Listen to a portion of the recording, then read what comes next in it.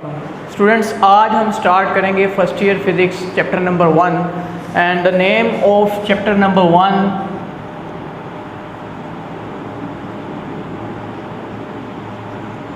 Is measurements.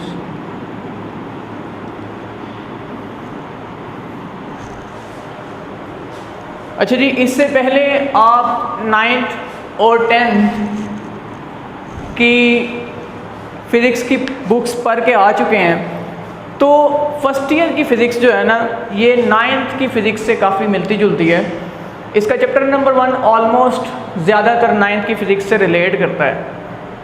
तो chapter number 1 में सबसे पहले जो आपको बात बताई गई है ना, वो बताई गई है introduction to physics.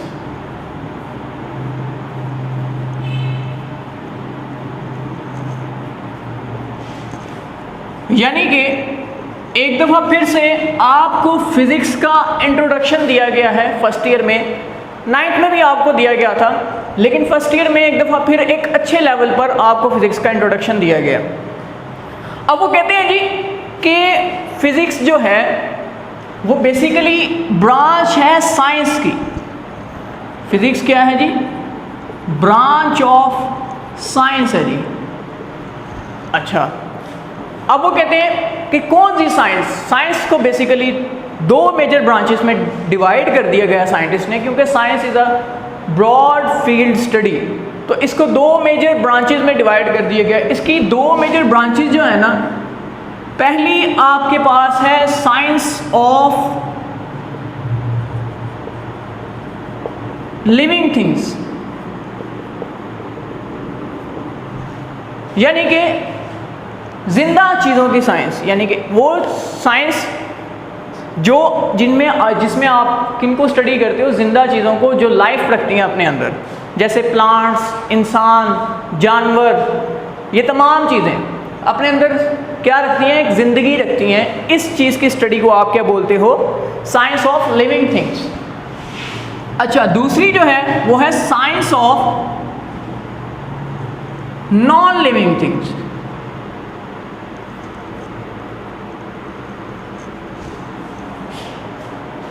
Science of living things और नॉन लिविंग थिंग्स को मज़ीद नीचे ब्रांचेस में डिवाइड कर दिया गया है। लिविंग थिंग्स में जो आप मेजर ब्रांचेस जिनको स्टडी करते हो, उसमें आपके पास बायोलॉजी आ जाती है। इसके अलावा बॉटनी, ज़ूलॉजी, ये भी साइंस ऑफ लिविंग थिंग्स में ही आती हैं। जो है ना non living things, non living things की बैकबोन कह लो या एक मेजर ब्रांच कह लो, जिसके बगैर नॉन लिविंग थिंग्स को स्टडी करना नामुमकिन है दुनिया में, वो है जी फिजिक्स। तो इस स्ट्रक्चर से पता क्या चलता है? इस स्ट्रक्चर से ये पता चलता है कि physics is a branch of science. और साइंस की कौन सी ब्रांच है? वो साइंस जिसमें हम नॉन लिविंग थिंग्स को स्टडी करते हैं। और एक बहुत सिग्निफिकेंट ब्रांच है, एक बहुत खास ब्रांच। ठीक है जी। अच्छा, अब how can you define physics? Physics को डिफाइन कैसे किया जाए जी? सवाल ये खड़ा होता है कि how can we define physics? Physics को डिफाइन कैसे किया जा सकता है? तो फिजिक्स को डिफाइन करने के लिए आपने एक डेफिनेशन पहले भी पढ़ी हुई है। इस बार फिर वही डेफिनेशन है, अल्फाज के रद्द-बदल के बगैर। वो क्या है जी? कि फिजिक्स 2 चीज़ों की स्टडी है। Physics is a study of matter and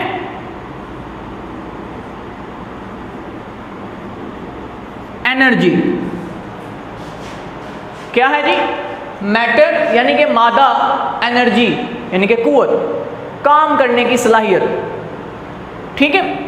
अब मैटर और एनर्जी को फिजिक्स में इंडिविजुअली यानी कि अलग अलग करके भी डिस्कस किया जाता है, स्टडी किया जाता है, और इनके कॉम्बिनेशन को भी स्टडी किया जाता है। एंड देयर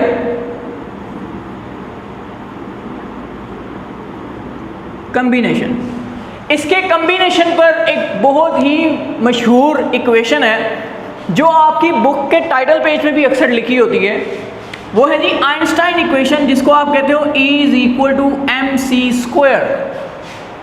अब बेसिकली ये इक्वेशन जो कि बहुत ही मशहूर है, ज़माना इक्वेशन है, ये मैटर और एनर्जी का इंटर कन्वर्जन बताती है। देखो इसमें मैस जो है वो मैटर को रिप्रेजेंट कर रहा है और इसमें E सिंबल जो है वो एनर्जी को रिप्रेजेंट कर रहा है। तो बेसिकली फिजिक्स क्या है? Physics is the study of matter and energy and there combination, और उनका कॉम्बिनेशन है जी। वो कहते हैं कि 19वीं सदी में 19th सेंचुरी में फिजिक्स पर 18वीं सदी से 19वीं सदी से पहले 18वीं सदी में फिजिक्स में बहुत ज़्यादा काम हो चुका था। तो साइंटिस्ट ने ये सोच लिया कि जितना काम हो गया ना बस इतना ही बहुत है, इसके बाद बहुत मुश्किल है जी, 19वीं सदी में बहुत कम काम ना होगा। और उन्होंने इसी को ही आखिरी मफरूज़ात कर लिए, अपने मुशाहिदात बना लिए और कंक्लूजन्स बना लिए। लेकिन 20वीं सदी में फिज़िक्स में इनकलाबी काम हुआ। फिज़िक्स में 20वीं सदी में 20th सेंचुरी में एक काम दोबारा स्टार्ट हुआ। साइंटिस्ट की रिसर्चेज नई फिज़िक्स की ब्रांचेस को डिराइव करने लगी, जिसमें एक बहुत बड़ी फिज़िक्स की ब्रांच जिसको आज भी स्टडी किया जाता है वो है न्यूक्लियर फिज़िक्स।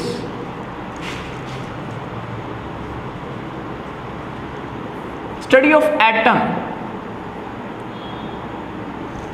बेसिकली एटम की स्टडी तो एटॉमिक फिजिक्स में पढ़ी ही जाती है, लेकिन आपको ये मालूम है कि एटम के अंदर ही न्यूक्लियस पाया जाता है। और जब हम एटम की स्टडी को पढ़ते हैं तो न्यूक्लियस जो एटम के अंदर मौजूद है उसकी स्टडी भी साइंटिस्ट आजकल कर रहे हैं। 19वीं सदी से ये स्टडी स्टार्ट हुई है और इसको एक अलग ब्रांच के तौर पर जाना जाता है जिसको हम कहते हैं न्यूक्लियर फिजिक्स, जिसमें हम न्यूक्लियस की स्टडी को पढ़ते हैं। ठीक है जी, तो ये एक छोटा सा इंट्रोडक्शन था जी फिज़िक्स का कि फ़िज़िक्स बेसिकली है क्या। फ़िज़िक्स है साइंस की branch, science of living things है। और फिज़िक्स को डिफाइन कैसे किया जा सकता है? Physics is the study of matter, energy and there interaction and there combination. और फिज़िक्स में बहुत सा काम 18वीं सदी में हो गया, 18th सेंचुरी में बहुत सा काम हो गया। 19वीं सदी में भी काफ़ी काम हुआ, लेकिन 19वीं सदी में साइंटिस्ट ने बहुत से साइंटिस्ट ने ये अज्यूम करना शुरू कर दिया कि फिज़िक्स में अब मज़ीद काम नहीं हो सकता। लेकिन 20वीं सदी पर इसमें इनकलाबी काम हुआ, जो कि किसकी शक्ल में था? न्यूक्लियर फिज़िक्स की शक्ल में, एटॉमिक फ़िज़िक्स की शक्ल में। ठीक है जी, अब इसके साथ ही आपको वो थोड़ा सा बता देते हैं किसके मामले में, फिज़िक्स में फिज़िकल क्वांटिटीज़ क्या होती हैं।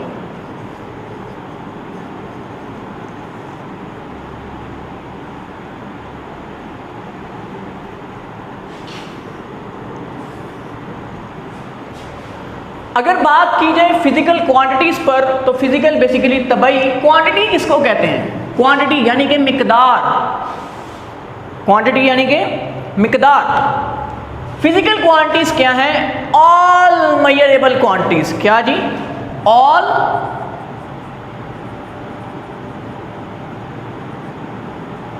मेजरेबल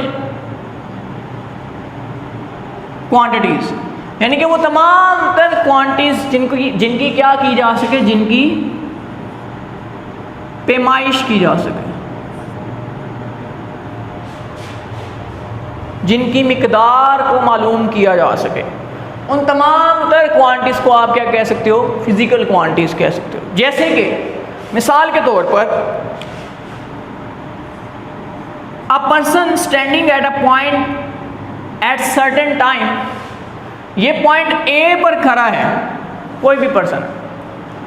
अब मैं देखता हूं कि कुछ वक्त गुजरने के बाद ये इस पॉइंट ए से मूव करता है और इस पॉइंट बी पर आ जाता है।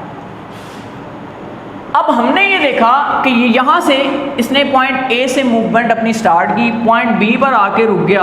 हम क्या करते हैं, यहाँ से लेकर यहाँ तक का डिस्टेंस मालूम कर सकते हैं कि मिसाल के तौर पर this distance is let's say 12 centimetre. अब this distance is the quantity, distance क्या है, एक मिकदार है।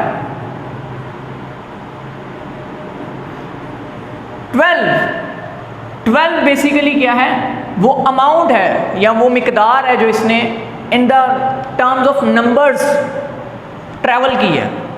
और सेंटीमीटर क्या है, सेंटीमीटर यूनिट्स हैं। यूनिट्स के बारे में क्वांटिटीज के बाद ही एग्जैक्टली इसके बाद स्टार्ट करेंगे हम।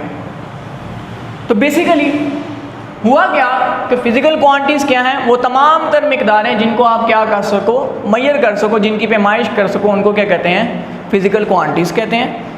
अच्छा, साइंटिस्ट ने क्या किया, साइंटिस्ट ने ये किया कि फिजिकल क्वांटिटीज, अब there are lots of physical quantities, तो उन्होंने फिजिकल क्वांटिटीज को क्या कर दिया, दो बुनियादी उसकी ब्रांचेस बना दिया, उसको दो टाइप्स में क्या कर दिया, तकसीम कर दिया। अब इसकी दो टाइप्स कौन कौन सी हैं जी। पहली टाइप जो इसकी है उसको हम कहते हैं बेस क्वांटिटीज। क्या बोलते हैं जी, बेस क्वांटिटीज बोलते हैं। बेस मतलब बुनियादी, बेस जिसके ऊपर कोई बिल्डिंग ब्लॉक खड़ा किया जा सके। तो बेस क्वांटिटीज क्या है, फिजिक्स में बेस क्वांटिटीज को इस तरह से डिफाइन किया जाता है कि बेस क्वांटिटीज वो तमाम तर क्वांटिटीज हैं जिनकी मेजरमेंट के लिए किसी दूसरी क्वांटिटी की ज़रूरत नहीं पड़ती। ठीक है जी, जो कि दूसरी क्वांटिटीज के लिए बुनियादें मुहैया करती हैं, जिन पर दूसरी क्वांटिटीज अपनी बिल्डिंग खड़ी कर सकती हैं, या जिनकी बुनियाद पर दूसरी क्वांटिटीज को डिफाइन किया जाता है, उनको बेस क्वांटिटीज कहते हैं। अभी मैंने एक सांस में कई डेफिनेशन बोल दी हैं, लेकिन सारी डेफिनेशन सिर्फ एक ही बात बताती हैं कि क्या है, all those quantities that provides basis for other physical quantities, यानी कि वो तमाम तर मिकदारें जो कि दूसरी फिजिकल क्वांटिटीज के लिए क्या प्रोवाइड करें, बेसिस, बुनियाद प्रोवाइड करें, बेस प्रोवाइड करें, उनको क्या कहा जाता है, बेस क्वांटिटीज बोला जाता है। अच्छा, अब इनकी एक और बात बड़ी आसान सी है कि there are only 7 base quantities. कितनी है जी, सिर्फ 7 बेस क्वांटिटीज हैं जो कि फिजिक्स में पाई जाती हैं, और इन्हीं 7 की बुनियाद पर ढेरों, हजारों दूसरी फिजिकल क्वांटिटीज को आप क्या करते हो, डिराइव करते हो, डिफाइन करते हो। ठीक है जी, तो उन 7 को भी देख लेते हैं कौन कौन सी हैं। मैं उनके सिंबल्स लिख रहा हूँ, ठीक है, और साथ साथ मैं आपको बताऊंगा कि ये कौन सी क्वांटिटी है। सबसे पहले लेंथ, और इसका सिंबल है एल, स्मॉल एल से रिप्रेजेंट कर सकते हो। लेंथ, डिस्टेंस, फासला, सब एक ही चीज़ है। फिर ये आ गई नंबर 1। नंबर 2 पे आती है टाइम, स्मॉल टी या कैपिटल टी से भी कभी कभी टाइम पीरियड को कैपिटल टी से रिप्रेजेंट किया जाता है, स्मॉल टी आप सिंपल टाइम को रिप्रेजेंट कर देते हो। फिर आ जाता है मैस, नंबर 3 पे आ जाता है मैस, स्मॉल एम एस की रिप्रेजेंटेशन। फिर आ जाता है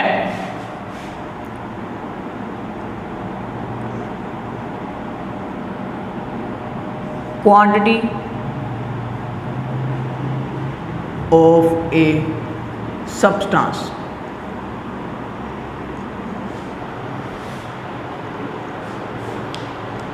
किसी भी छोटी सी क्वांटिटी जो आप मोल्स में मेजर करते हो उसको हम क्या बोलते हैं, क्वांटिटी ऑफ ए सब्सटेंस। फिर आ जाता है नंबर 5 पे इंटेंसिटी ऑफ लाइट, रोशनी की शिद्दत। फिर आ जाता है जी नंबर 6 पे करंट।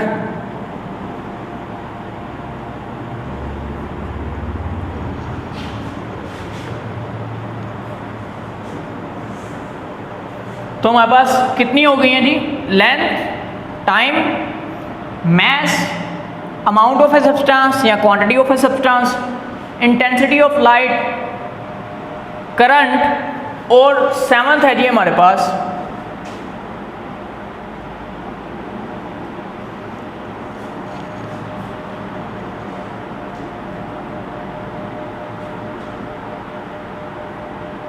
टेम्परेचर।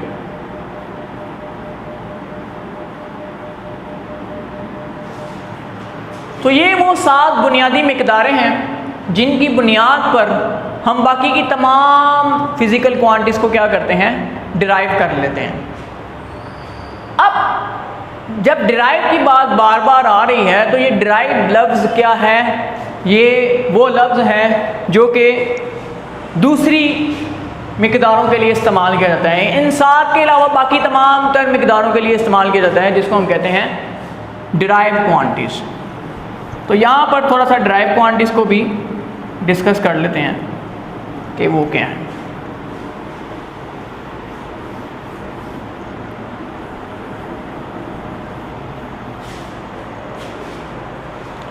अच्छा जी, तो दूसरी जो टाइप है वो क्या है? Derived quantities.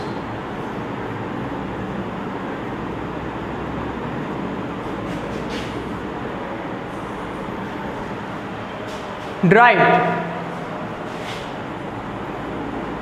लफ्ज का मतलब है अखज़ करना, अखज़ करना, किसी दूसरी चीज़ से एक नई चीज़ को पैदा करना।